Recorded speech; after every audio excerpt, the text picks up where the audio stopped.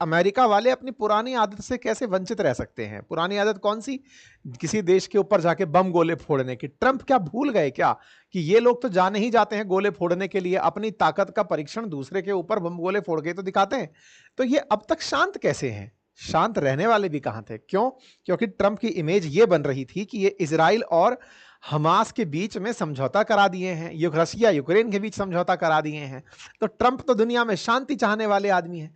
तो शांति चाहने वाले आदमी से जो अपेक्षा नहीं की जा रही थी कि ये हूती जैसे आतंकियों को धमकाएंगे, मारेंगे, गिराएंगे, ये एक्सपेक्टेड नहीं था, लेकिन वो होने लग गया है। खबर यह है कि यमन के अंदर जो हूती आतंकी हैं, हूती जो हैं, उनके ऊपर अमेरिका की तरफ से बढ़िया सारे गोले बरसाए गए हैं। गोले इतने बरसाए गए हैं कि ट्रंप ने बकायदा अपने ट्रुथ, जिसको कल मोदी जी ने भी ज्वाइन कर लिया है सोशल मीडिया प्लेटफॉर्म, वहां पर कहा है कि भाई साहब मैं नरक बरसा दूंगा, मतलब एकदम ऐसी आग आग लगा दूंगा तुम लोगों के बीच में कि तुम रह नहीं पाओगे। अब साहब ट्रंप ने धमकाया है तो इसका कुछ मतलब तो निकलेगा। हेडलाइन बन जाती है कि साहब ट्रंप ने यमन को धमका दिया है। यमन को धमकाते धमकाते ईरान को भी धमका दिया है, और धमकाया नहीं, गोले बरसाकर 53 लोगों की जान भी ले ली है भाई साहब इन्होंने। तो ट्रंप है, खेमनेई है, अमेरिका और ईरान के बीच की दुश्मनी है, या फिर यमन का कोई बड़ा कारण जिसके चलते 53 लोगों की जान चली गई है? आज के सेशन में इसी की चर्चा है। ट्रंप ने अपने ट्रुथ हैंडल पर जानकारी लिखते हुए यही कहा कि सपोर्ट करना बंद कर दीजिए ईरान वालों, अदरवाइज मैं बहुत गंदा हूं, बहुत खतरनाक हूं, बहुत भारी पड़ूंगा तुम लोगों को। और जो हूती टेररिस्ट हैं, आपका समय समाप्त हो चुका है, तत्काल प्रभाव से अपने अटैक रोक दो, अदरवाइज मैं hell will rain down upon you like nothing you have ever seen before. तुमने ऐसा देखा नहीं होगा, मैं इतना बुरी तरह कहर बरपाऊंगा। तो साहब कहर बरपाने की बातें इन्होंने इतने बड़े प्रेम पत्र में जो लिखकर दी, उसमें एक लाइन थी कि तुम लोग अटैक रोक दो। हूती अटैक कर रहे थे या फिर अमेरिका अटैक कर रहा है? इनके आंसर में तो यह लिख रहा है कि हूती अटैक कर रहे थे। तो आइए आज के सेशन में यह जानते हैं कि हूती अटैक क्यों कर रहे थे, कहां कर रहे थे, क्या कहानी है सारी की सारी। ठीक है, और इनके जो ये अटैक्स हैं, यानी अमेरिका जो अटैक कर रहा है यमन पर, वो हमले असल मायने में बदले की कार्रवाई है, ना कि अपनी तरफ से शुरू किया गया जंग। तो आपको कुछ तस्वीरें दिखाते हैं, जरा उड़ते हुए इन फाइटर जेट्स को आप देखिए। ये समुंदर है और समुंदर के बीच में एक जहाज खड़ा है। इस तरह के जहाज जो इस तरह के विमानों को लेकर खड़े होते हैं, वॉरशिप भी कहलाते हैं, एयरक्राफ्ट कैरियर कहलाते हैं। इन एयरक्राफ्ट कैरियर से उड़ते हुए इन फाइटर जेट्स को जो आप देख रहे हैं, ये यूएस के सेंट्रल कमांड के द्वारा लॉन्च की गई हैं। यूएस सेंट्रल कमांड के इस वॉरशिप से, एयरक्राफ्ट कैरियर से इस प्रकार की लगातार मिसाइलें, रात को उड़ते हुए ये फाइटर जेट्स जो आप देख रहे हैं, ये जाकर गोले गिराने जा रहे हैं यमन पर। अब मैप में यमन कहां है ये जानते हैं, जानने का प्रयास करते हैं कि ये उड़ते हुए फाइटर जेट्स को लॉन्च कहां से किया जा रहा है। और जब बोला जा रहा है यूएस सेंट्रल कमांड, तो इसका क्या मतलब है? तो देखो, दुनिया पर अमेरिका ने राज करने के लिए अपनी तरफ से सेना की अलग अलग कमांड बनाई हुई है। जैसे भारत के अंदर भारत की उत्तरी कमांड, दक्षिणी कमांड, सेना की तरह तरह की कमांड होती हैं, ऐसे ही अमेरिका ने पूरी दुनिया पर कंट्रोल करने के लिए अपनी सेना की कमांड बनाई हुई है। ऐसे में ये वाला जो गल्फ रीजन है, या फिर भारत से जो पश्चिम की तरफ वाला रीजन है, इस तरफ का कंट्रोल स्थापित करने के लिए यूएस सेंट्रल कमांड है, जो इन्होंने नियंत्रित करने के लिए बनाई हुई है। अब आते हैं हम यमन के ऊपर। यमन को थोड़ा सा ध्यान से समझ लें, और फिर इन फाइटर जेट्स के लिए उड़ते हुए इन जहाजों को ले जाते हुए इस एयरक्राफ्ट के बारे में भी जानेंगे। देखिए, यहां पर ये जो आपको दिखाई दे रहा देश है, इसका नाम है यमन। यमन कहां है? तो आंसर है कि भारत से अगर आप पश्चिम की तरफ चलते हैं, तो भारत से पश्चिम की तरफ अरब सागर से होते हुए अगर आप लाल सागर तक एंट्री करते हैं, तो बाबे मंडल नाम की स्ट्रेट को क्रॉस करते ही जो समुद्र दिखाई देता है, उसका नाम है रेड सी। ये रेड सी यहां से होते हुए स्वेज कैनाल के माध्यम से जुड़ा हुआ है भूमध्य सागर से। तो लाल सागर को भूमध्य सागर से होते हुए अगर सामान भेजना होता है अरेबियन सागर में, तो यह बेहतरीन रूट निकल कर आता है। अब आप इसको ऐसे समझिए कि अगर किसी को भूमध्य सागर से अरेबियन सी में आना है या इंडिया पहुंचना है, तो उसको इंडिया पहुंचने के लिए इस रूट को लेना होगा। हो सकता है आपको ये अच्छे से विजिबल ना हो रहा हो, तो मैं आपके सामने इस पूरे की पूरे मैप को हल्का सा आउटलाइन कर देता हूं, सो आप लोग इस मैप को थोड़ा ढंग से समझ पाए। एक बार के लिए आप इसे देख लीजिए।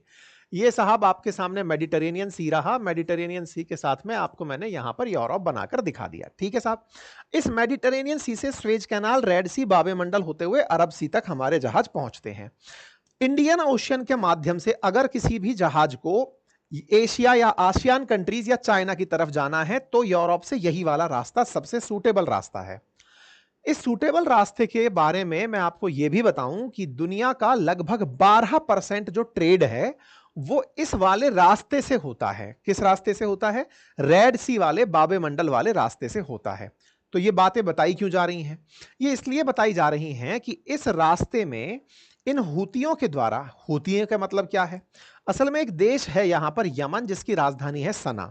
यहां पर शिया और सुन्नी दो गुटों में बटे हुए हैं। जो शिया लोग हैं उन्होंने सना पर कब्जा किया हुआ है, जैदी समुदाय से आते हैं, सना पर कब्जा किया हुआ है। उनके नेता का नाम के पीछे हूती लगा करता था, तो यहां पर इन्होंने अपने लिए एक ग्रुप का नेम ही बना लिया, हूती। तो यहां पर लगभग 35% यमन की जो जनता है, जो शिया है, वो यमन के इस पश्चिमी किनारे पर कब्जा करके रखती है। यह पश्चिमी किनारा 35% हूतियों के द्वारा गवर्न किया जाता है, टैक्स वसूला जाता है, डिफैक्टो गवर्नमेंट चलाई जाती है। इनके बकायदा प्रॉपर तरीके से 8 मेंबर की एक काउंसिल है जो तय करती है कि यहां शासन कैसे किया जाएगा। यानी यमन की सत्तारूढ़ पार्टी के पैरेलल इनकी सरकार चलती है। चलिए, तो ये बात समझ में आई। ये जो हूतिये हैं, चूंकि ये शिया हैं, तो इनके शिया सेंटिमेंट कनेक्ट होते हैं ईरान के साथ। ये रहा ईरान। ईरान पूरी दुनिया में शियाओं का लीडर है, तो ऐसे में हूतियों का ईरान के साथ में बहुत ही भाई भाई का नाता है। इन हूतियों को एक बहुत ही प्राइम लोकेशन मिली है, और वो लोकेशन मिली है रेड सी वाली। ये जो रेड सी वाली लोकेशन है जहां से ट्रेड होता है, इसमें अमेरिका के कमर्शियल जहाज भी और अमेरिका के वॉर प्लेन्स, वॉर जो शिप्स हैं, वो इस रूट से होकर निकलते हैं। जब से, अब एक बड़ा ट्विस्ट देखिए, ट्विस्ट ये है कि आप जब मेडिटेरेनियन सी को देखते हैं तो यहां पर आपको एक देश और दिखाई देता है जिसका नाम है इजराइल। ये जो इजराइल है ना, इजराइल और यहां पर गाजा पट्टी, जब से इजराइल और गाजा पट्टी के बीच कन्फ्लिक्ट चल रहा है, जब से हमास और इजराइल के बीच में संघर्ष चल रहा है, तब से ये लोग, इजराइल के जो भी जहाज इस पानी से गुजरते थे, हमास को समर्थन देने के लिए ये उन पानी के जहाजों पर गोले डाल देते थे। चूंकि हमास के खिलाफ इजराइल है और इजराइल के साथ अमेरिका है, तो अमेरिका का भी अगर कोई जहाज यहां से गुजर रहा है तो यहां पर बैठे हुए हूती उस पर भी गोले डाल देते थे। मतलब एक प्रकार से इन्होंने इजराइल के फेवर में जो भी है उनको टारगेट करना यहां पर शुरू कर दिया। अब आप पूछेंगे तो इससे क्या नुकसान हुआ? तो भाई ट्रेड पर प्रभाव पड़ा। ट्रेड पर प्रभाव पड़ा, कौन अपना जहाज बर्बाद करेगा गोलों से? ऐसे में लोगों ने अफ्रीका को नीचे से घूमकर आना प्रेफर करना शुरू कर दिया। अफ्रीका के दक्षिण में केप ऑफ गुड होप है, वहां से घूमकर अगर आप आते हो तो सफर 10 दिन लंबा हो जाता है, 7000 किलोमीटर लंबी यात्रा हो जाती है। अगर मेडिटेरेनियन सी से किसी को यहां आना है तो उसको लगभग 7-8 हजार किलोमीटर एक्स्ट्रा चल के आना पड़ता है, 10 दिन लंबा सफर हो जाता है, पैसा भी ज्यादा खर्च होता है। ऐसे में इस रूट से निकलना मजबूरी भी है, फाइनेंशियली भी जरूरी है। लेकिन इन हूतियों ने गोले चला चलाकर इस जगह पर बिल्कुल उधम मचा रखा है। पहले इस क्षेत्र में एक बड़ी दिक्कत थी, और वो थी यहां से, यानी हॉर्न ऑफ अफ्रीका के ये जो लुटेरे हैं, जिबूती, जो इथोपिया, ये सोमालिया, इनके लुटेरों से लड़ने की दिक्कत होती थी, तो उससे तो लोग निपट लेते थे। लेकिन जब से इन्होंने गोला चलाना शुरू किया है, ट्रेड को बड़ी दिक्कत आनी शुरू हुई है। तो यूं समझिए, इधर इजराइल और हमास के बीच कंफ्लिक्ट, तो इधर ये गोला चला करके उसके समर्थन में सारे काम करता हुआ पाया गया। क्लियर है? सारी विषय वस्तु अब तक संभव हो गई होगी, समझ में आई हो। अब दूसरा आखिरी पॉइंट जो पहले समझ लेना जरूरी है ताकि आप इसके अंदर सही से एंट्री कर पाएं। तो ये जो रेड सी है ना, इस ही रेड सी के अंदर अमेरिका वालों ने अपना एक एयरक्राफ्ट कैरियर खड़ा कर दिया है, और उस एयरक्राफ्ट कैरियर का नाम है हैरी एस ट्रूमैन। उस एयरक्राफ्ट कैरियर से ही ये फाइटर जेट उड़ उड़ करके इस पर अब गोला बरसाने जा रहे हैं कि तुम हमारे वॉर प्लेन्स पर और वॉरशिप्स पर और कमर्शियल शिप्स पर जो हमला कर रहे हो, या तो इन्हें रोक दो, नहीं तो हम तुम्हें खत्म कर देंगे। यहां तक की विषय वस्तु क्लियर है। एक बड़ा सवाल यह बनता है कि ये लोग जो यहां से मिसाइल या गोले दागते हैं, इनके पास वो मिसाइल और गोले आते कहां से हैं? तो आंसर है ईरान इन्हें मिसाइल और गोले देता है।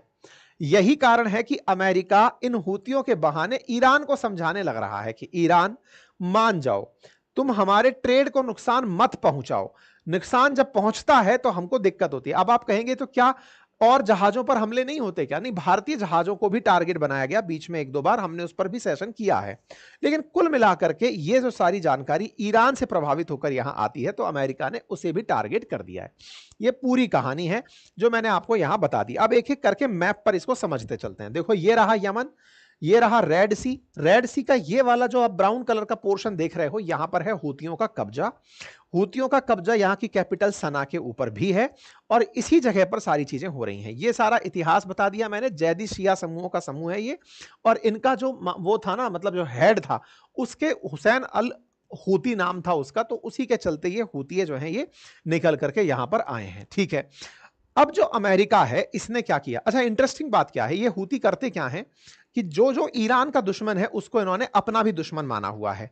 ऐसे में सऊदी अरब को या यूएई को, जो अमेरिका के समर्थक हैं या इजराइल के समर्थक हैं, उनके ऊपर ये लोग गोले बरसाते रहते हैं। तो वो लोग भी बड़े त्रस्त हैं इनसे, क्योंकि मेजॉरिटी सुन्नी कम्युनिटी रहती है यमन के अंदर, लेकिन वो इतना पावर में नहीं है। ठीक है, वो हदी कहलाते हैं। अच्छा, ऐसे में अमेरिका ने फिलहाल सादा, सना और ये अलबादा, इन क्षेत्रों पर अटैक किया है। ये क्षेत्र आप इस मैप के अंदर देख सकते हैं, जहां जहां पर अमेरिका ने हाल ही में अटैक किए हैं। बकायदा लाइव गोले चलाकर दिखाए गए हैं कि हमारे जहाजों पर हुए हमले का बदला हमने लाइव गोले चलाकर लिया है। नंबर एक, बकायदा ट्रंप ने बिल्कुल लाइव कवरेज देखी है बम गिरने की, और बकायदा ये तस्वीरें जारी की गई हैं ताकि लोगों में ये डर बैठे कि देखो अमेरिका गोले कैसे गिराता है। मैं आपको ये वीडियो को चला के दिखाता हूं, ये गोला जाता हुआ गिरता हुआ दिखाई दे रहा होगा कि ऐसे बकायदा दुनिया के सामने सेंटकॉम ने वीडियो जारी किए हैं कि देखो हमने आग लगा डाली है। बकायदा अमेरिका के जो एनएसए हैं, उन्होंने, माइक वॉल्ट्ज ने भी इस बात को कंफर्म किया।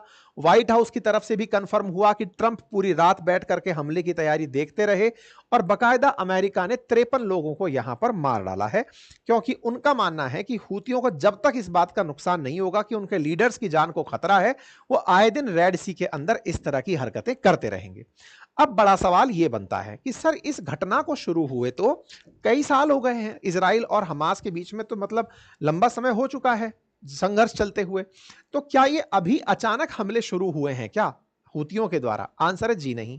तो फिर जब जब इजराइल हमास चला है 7 अक्टूबर से लेकर के, तब से ही ये हमले चल रहे हैं। अमेरिका के ऊपर, अमेरिका के जहाजों पर लगभग 300 बार हमले हो चुके हैं। ऐसे में अब जाकर अटैक क्यों हो रहा है? क्या अमेरिका ने पहले अटैक नहीं किया? किया है। अमेरिका ने इस क्षेत्र के ऊपर, जब जब इजराइल हमास चला है, इस क्षेत्र पर विशेष ध्यान देने का बाइडेन प्रशासन के समय भी प्रयास किया है, लेकिन, और हमने, आपको याद हो तो, इस पर प्रॉपर सेशन किया है। यह सेशन आज से 1 साल पहले का आप देख रहे हैं, 12 जनवरी का पिछले साल का, जिस समय अमेरिका के साथ 5 देशों ने मिलकर यमन पर हमला किया, क्योंकि यमन ने अपने देश से इजराइल पर मिसाइल चला दी कि तुम हमास वालों को क्यों मार रहे हो, जबकि हमास वाले सुन्नी हैं, लेकिन चूंकि उनको यहूदियों से दिक्कत है तो वहां पर उन्हें सुन्नियों के साथ मित्रता करने में कोई दिक्कत नहीं है। ऐसे में इन सब देशों ने इजराइल की खातिर यमन पर हमला किया था। तो यमन की के ऊपर हमले पुराने नहीं, मतलब नए नहीं हैं, बाइडेन के समय से भी होते आए हैं, लेकिन ट्रंप खुद को ज्यादा बड़ा डिसिसिव लीडर दिखाना चाहते हैं। वो दिखाना चाहते हैं कि जो बाइडेन नहीं कर पाए, बाइडेन इनके ऊपर हल्का फुल्का हमला करते थे। आप देखिए कि अमेरिका के ऊपर कितने हमले हुए हैं, आप उन नंबर्स को यहां पर मैच कर सकते हैं। मतलब बड़ी संख्या में अमेरिका के जहाजों के ऊपर इस क्षेत्र में हमले हुए हैं। तो बोले बाइडेन नहीं कर पाए, वो काम अब मैं करूंगा, क्योंकि ट्रेड को बड़ा घाटा हो रहा है। आप देख सकते हैं, जहां पर 26 दिन की यात्रा है सिंगापुर पहुंचने की, स्ट्रेट ऑफ जिब्राल्टर से होते हुए, वही यात्रा अगर कोई व्यक्ति आता है नीदरलैंड से चलकर, तो उसे यही यात्रा करने के अंदर 10 दिन एक्स्ट्रा लगते हैं, जो उसको पे करना पड़ता है उसके लिए पैसा। यही कारण है कि जैसे जैसे इस स्वेज कैनाल के ऊपर आक्रमण बढ़ने लगे, तो लोगों ने अल्टरनेटिव रास्ता लेना शुरू कर दिया, और वो जो अल्टरनेटिव रास्ता लिया था वो केप ऑफ गुड होप होकर यानी अफ्रीका के नीचे से ले लिया। तो ऊपर से जो जहाज थे उसके स्थान पर लोगों ने लंबा रास्ता लेकर ट्रैवल करना शुरू कर दिया, जिससे यात्रा तो लंबी हुई हुई, साथ में महंगी और खर्चीली भी होती चली गई। यूएस नेवी लगातार यूएस यूके मिलकर के हूतियों के सामने निपटते आ रहे हैं, लेकिन ट्रंप को अपने आप को बाइडेन से ज्यादा मजबूत दिखाना है, इसलिए वो इस तरह की हरकत कर रहे हैं। एक आंसर तो ये हो सकता है। लेकिन सर, जब पहले कुछ नहीं हुआ तो अब क्या हो जाएगा? असल मायने में इसके पीछे का एक बड़ा कारण और भी है, और वो क्या है? अभी रिसेंटली आज की ताजा खबर यह है कि ईरान के साथ में इस समय रूस और चाइना मिलकर के एक नेवी ड्रिल कर रहे हैं। इस समय पर ईरान के साथ में नेवी ड्रिल चल रही है बकायदा गल्फ ऑफ ओमान के अंदर। आप यहां पर इस खबर को अगर देखें तो चाबहार के सामने ईरान, रशिया, चाइना मिलकर के एक जॉइंट नेवल ड्रिल कर रहे हैं, और इस जॉइंट नेवल ड्रिल को देखते हुए अमेरिका को एक नया ग्रुप बनता हुआ दिख रहा है। ऐसे में ईरान को टारगेट करने के लिए अमेरिका के पास हूती सबसे अच्छे ऑप्शन के रूप में है। जैसे होता है ना कि आपको नहीं डांट रहे हैं, लेकिन आपकी क्लास में बैठे किसी बच्चे को बुरी तरह डांट दिया जा रहा है, तो आपके अंदर भय बैठ गया। तो ईरान को वैसे ही धमकाया जा रहा है कि देखो, ट्रंप ने यमन के ऊपर ऐसा हमला किया है, तुम्हारे ऊपर भी हो सकता है। और ट्रंप बार बार अपने सोशल मीडिया हैंडल्स में यह बात बोल भी रहे हैं, इनको याद दिला रहे हैं कि ईरान वालों समझ जाओ, अगर तुमने हूतियों को मिसाइल देने बंद नहीं किए तो हम तुमको ही इसका जिम्मेदार ठहराएंगे। तो कुल मिलाकर ईरान के हौसले कमजोर करने का प्रयास ट्रंप कर रहे हैं, और उन ट्रंप को यह दिख रहा है कि कहीं ईरान के साथ रशिया और चाइना एक बड़ा ग्रुप ना बना लें। जो ये एक्सरसाइज हो रही है, इस एक्सरसाइज से भटकाने के लिए भी यह प्रयास किया जा रहा होगा, ऐसा फिलहाल के लिए माना जा रहा है। खैर, कहा जा रहा है कि चाइना जो है वो इस समय पर न्यूक्लियर टॉक्स करवाने का प्रयास कर रहा है। किनके बीच में? ईरान और रशिया के बीच में। और एक बार अगर ईरान ने न्यूक्लियर वेपन बना लिए तो फिर यह अमेरिका के लिए एक बहुत बड़ी दिक्कत हो जाएगा। वास्तविकता यह है कि अमेरिका इसे न्यूक्लियर वेपन ही नहीं बनाने देना चाहता। वहीं दूसरी ओर रशिया और चाइना ईरान को अगर अमेरिका के खिलाफ खड़ा करते हैं तो वो उसे न्यूक्लियर वेपन के साथ सज्ज कर सकते हैं। अब देखना यह होगा कि अमेरिका ईरान को इस दम पर कि तुमने बेटा न्यूक्लियर वेपन रख रखा है, इसलिए तुम पर हम हमला कर रहे हैं,